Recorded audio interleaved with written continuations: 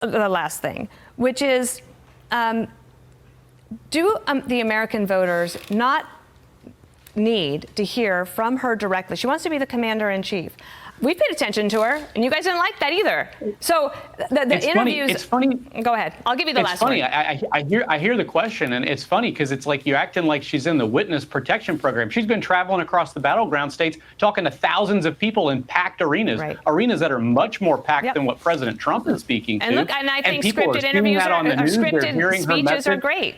But it's different from doing an interview. And also, she hasn't had to explain why she has done the flip-flop on fracking, the Green New Deal, Medicare for all, and now even banning plastic straws. But Dana, you're Dana, not you, Dana, yes, but I know Dana versus Dana. Dana last week on CNN, in a fulsome sit-down interview, asked her questions about all those things. So I just think it's inaccurate to say she's not answering these questions. Okay. She sat down and did a long interview last week to explain her positions on these issues and how her views have developed, being the vice president to President Biden, how she's gotten so much done. When you talk about fracking, you know, this is the vice president who cast the tie-breaking vote on the biggest piece of legislation to spur clean energy job growth in American history. Yeah, that's which what led she's to inflation, which is causing retirees to have to go back to work.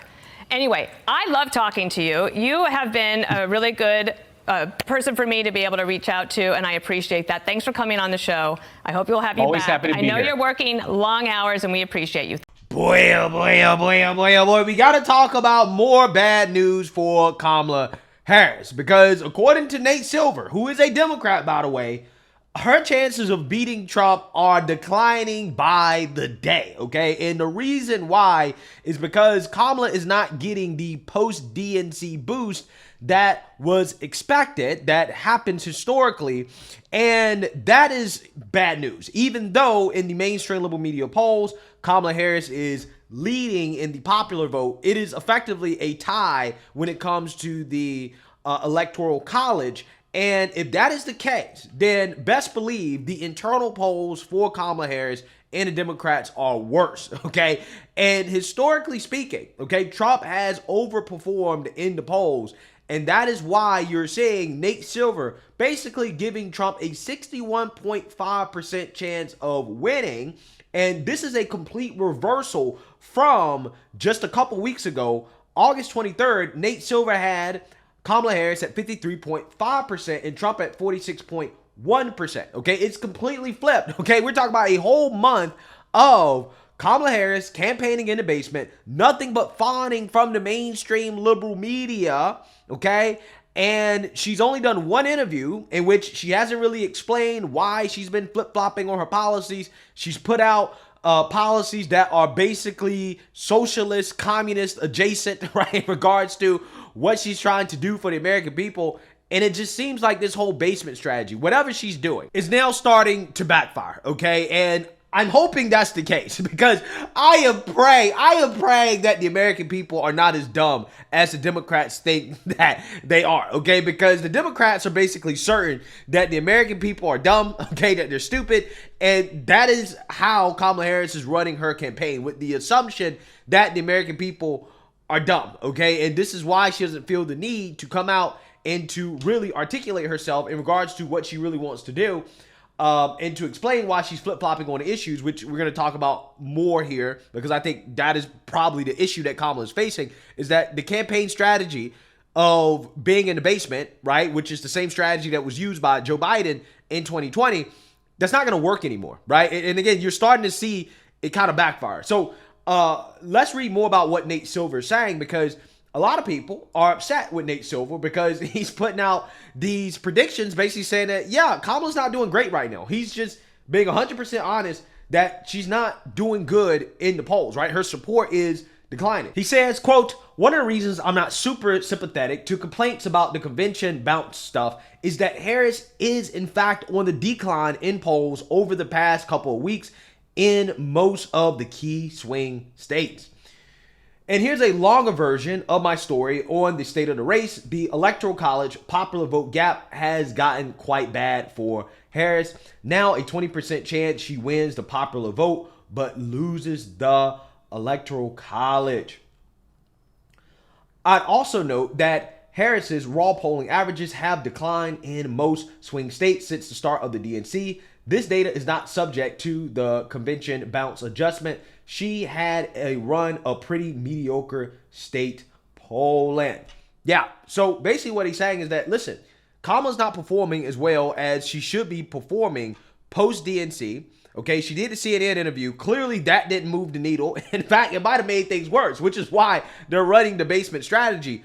But everybody is now saying that, hey, it's kind of weird that Kamala Harris isn't doing any interviews. And despite the fact that the Kamala campaign continues to claim that she's talking to the American people, which she's not really talking to them, she's talking at them at her rallies, saying the same thing over and over and over again. There are some people like Leonard McKelvey, aka Charlamagne the Devil, who's a Kamala Harris stan, that can see the problem with Kamala's current strategy and how this could backfire and be the reason why Kamala loses the election. Man, this whole election is interesting because it's going to be close come November. I like how, the vice president is hitting the ground and speaking to people in these battleground states.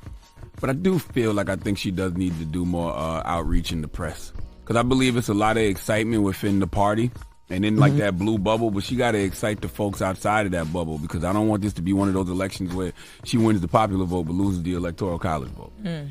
Right, makes sense. Yeah, for sure. She's starting to do interviews, right? I've seen she's doing something with Ricky Smiley. I thought she was doing something else I seen next week.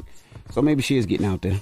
Yeah, an interview with Ricky Smiley, right? Ricky Smiley, who's a comedian. That is what Kamala Harris is doing, okay? I think she's trying to take a page out of Trump's playbook, okay, and trying to do podcast interviews and stuff like that with people who are very friendly towards her, okay? Ricky Smiley is a Kamala Harris stan, okay? He's one of these men out here that is very questionable in regards to their masculinity, okay, that, supports Kamala Harris, and that is what she's deciding to do, right? She's going to do an interview with that guy, okay? We may cover it when it comes out. But it's not just people like Charlamagne the Devil, Kamala stands, saying that this strategy could be backfired. And especially if you consider how, historically speaking, Trump overperforms in the election versus the polls. If the election were held today, that could be a huge problem for Kamala Harris. CNN is admitting this, and Fox News is admitting this. They're both admitting the same thing, which is that Kamala Harris is in big trouble. Number one, I was first surprised by how well Kamala did right off the bat. But what I'm surprised by is after the DNC, she has had no additional bump. Right. And the other thing I'm surprised by is if you look at where Biden was at this very same point in the race, he was ahead by 7 points in the race. Right now, Kamala is just ahead by 3. Hillary was ahead by 4. So she's not doing as well as any of those candidates did. And if you look at the details, if you look at how she was doing with black voters, Latino voters, across the board there, she's not doing as well as her predecessors did. And that's not good news for her, especially because Donald Trump has a history of overperforming the polls. Whatever the polls say, he usually does between 1 and 3 points higher, and the general sometimes even more than that. Right, and how close they are. Sometimes we look at these 7 close states and, you see all these numbers that are up there and you go, I can't make heads or tails of it. So I just want to sort of combine them and look at the Democrat versus Donald Trump in those 7 closest battleground states. Look at the 2020 final margin and average across these 7 states. It was Biden plus 0.9 points. You don't think that could get any closer? We can, in fact, get closer. Look right now, Kamala Harris up, but get this, by just 0.6 points on average. Only about half a point, 0.6 of a point. My goodness gracious. That is how tight we are talking right now across these 7 battleground states. It is a race, Mr. Berman, that is well within the margin of error when you look across these 7 key battleground states that will determine this election. You look at this and you go, 0.3%. They're basically the same. But you're talking about actual vote margins that were so small. So show us the difference that a polling margin can make. All right, so let's just say the polls match up perfectly to what the results end up being. Kamala Harris would win this election with 292 electoral votes to Donald Trump's 246. But let's just say we move the current polls, and let's say the result differs by them by a single percentage point, and Donald Trump is the beneficiary of it. Look at this. If Trump outperforms his current polls by just a single point, you take that Kamala Harris win, and look at this. Donald Trump gets 287 electoral votes, because the bottom line is Pennsylvania would flip up here, and you would also get this flip out in Nevada over here. And that, my friends, is what we're talking about. We are talking about the closest campaign in a generation where a single point could make all the difference in the world. John, this is a truly exciting race right now where any slight movement can make all the difference in the world. Yeah, so you seen that, you heard that, okay? This is CNN admitting that, hey, if Trump just overperforms the polls by 1 point, which he has done, historically speaking, in the 2016 election, he overperformed. In the 2020 election, he overperformed. If he overperforms by just 1 point, he's going to win, okay? As of right now. Now, I think it's a pretty safe bet. And again, this is why you're seeing the models from people like Nate Silver showing that Trump has over a 60% chance of winning, and it continues to go up.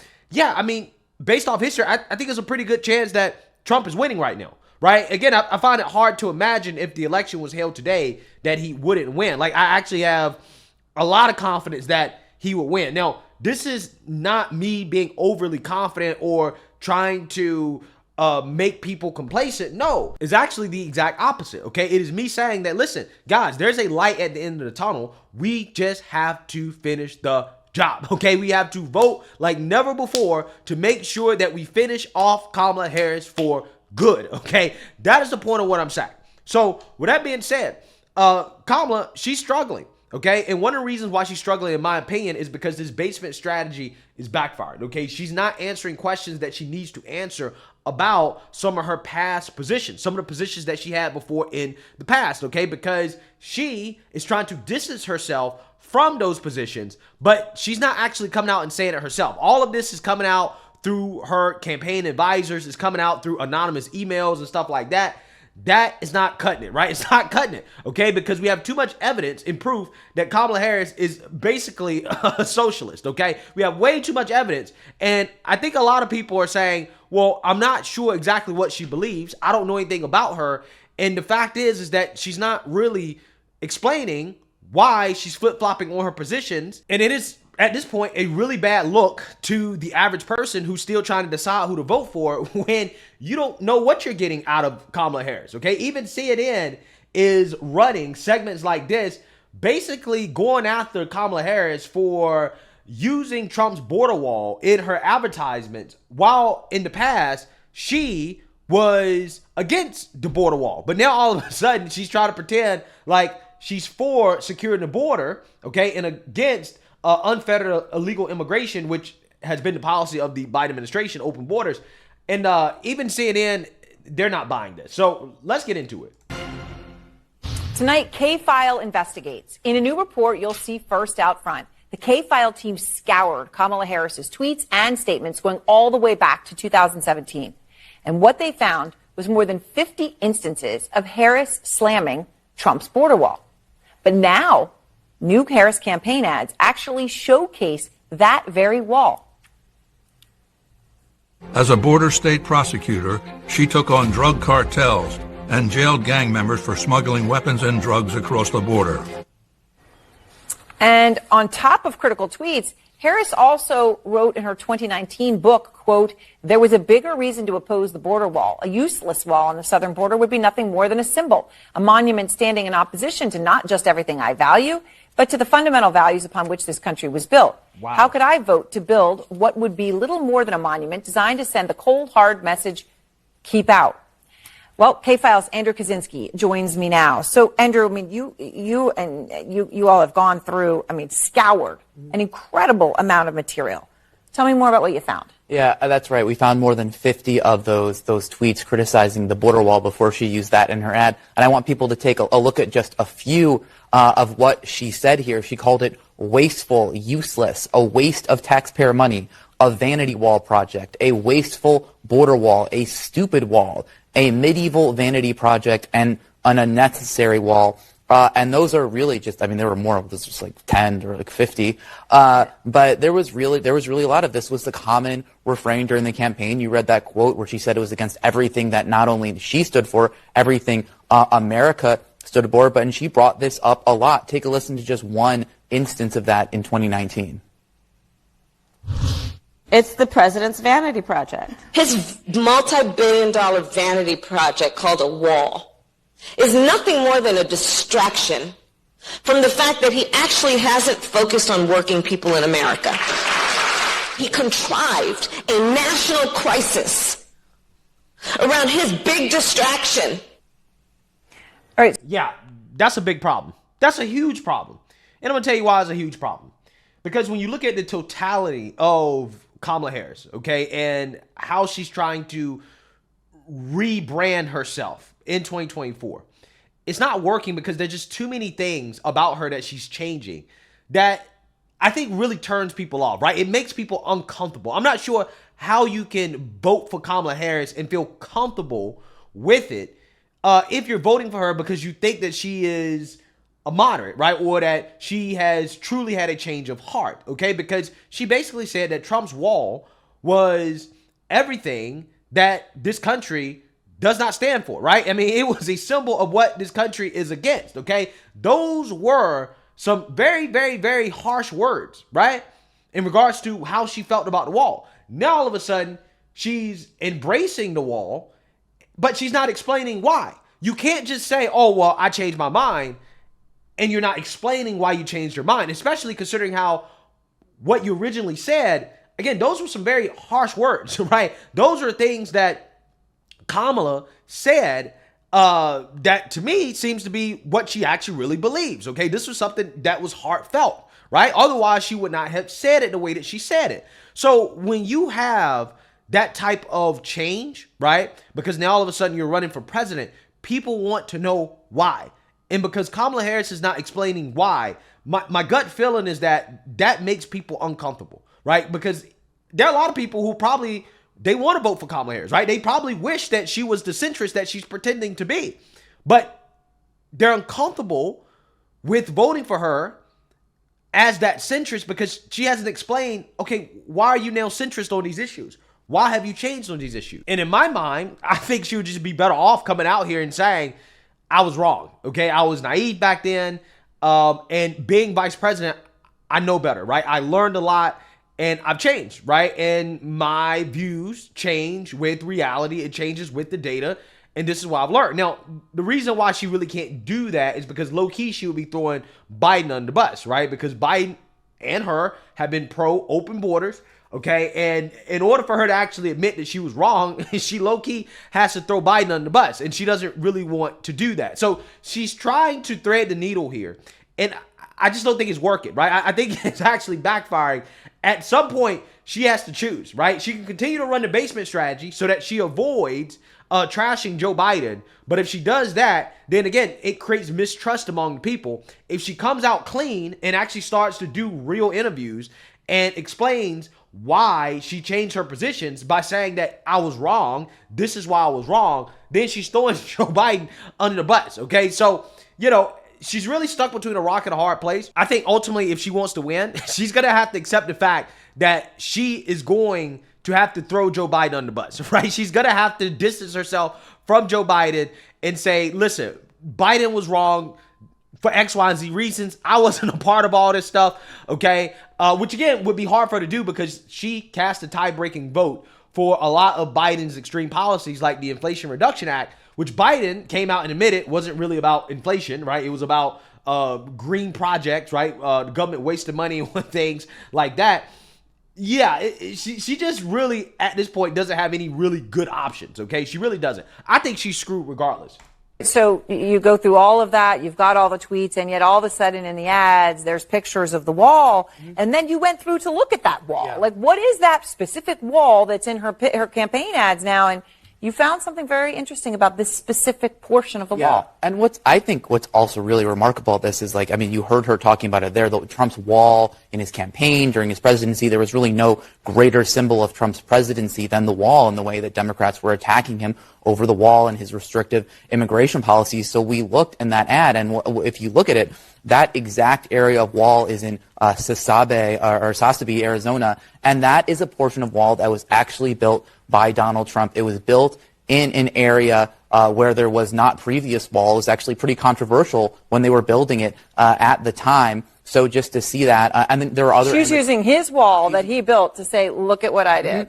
Basically, and the other images of the wall, we weren't able to pinpoint, but there's telltale signs that was a Trump wall because there's an anti-climbing plate on top that became popularized during the Trump years. It's really incredible reporting and important. All right, Andrew. Yeah, and if they did more of this, if the liberal media did more of this, if they were doing this from the beginning, right, then Kamala definitely would be losing by more than she's losing right now. Okay, so yeah, what Kamala's doing right now is not going to cut it. Right, it's not going to cut it. There's just too much flip-flopping. Okay, and I think she's creating a lot of mistrust among the people. That, along with the fact that we have questions about her fakeness down to her identity, right? Even who she is as a person, right? And this is why when people talk about, well, you shouldn't talk about Kamala Harris pretending to be a black woman. Well, why not? Because her pretending to be a black woman is basically a reflection of who she is as a person, which is somebody who is a fake person. You can't believe anything she says, even about her identity. So if you can't believe her for who she is, who she claims to be, how can you believe her when it comes to policy, right? Especially considering how she all of a sudden has become this centrist, this moderate woman that some people in the mainstream liberal media try to make her out to be.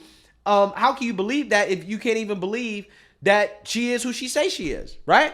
So, yeah, I think that Kamala's in big trouble. I think the basement strategy is backfiring. I don't think that this is going to work. Okay, now, again, who knows? Maybe the Democrats are right. Maybe the American people are as stupid as they believe that they are.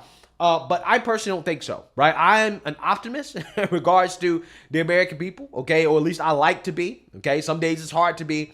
But, I really do believe that the American people are going to reject Kamala Harris ultimately at the end of the day. And I think part of the reason why is because of the fact that she's just not being upfront and honest about anything. And the American people don't like fake, okay? And this is one of the reasons why Hillary Clinton was not elected president, is because of the same issues that Kamala Harris has currently. So let me know what you guys think. Make sure you like, comment, and subscribe. Most importantly, share a Black conservative perspective. Peace.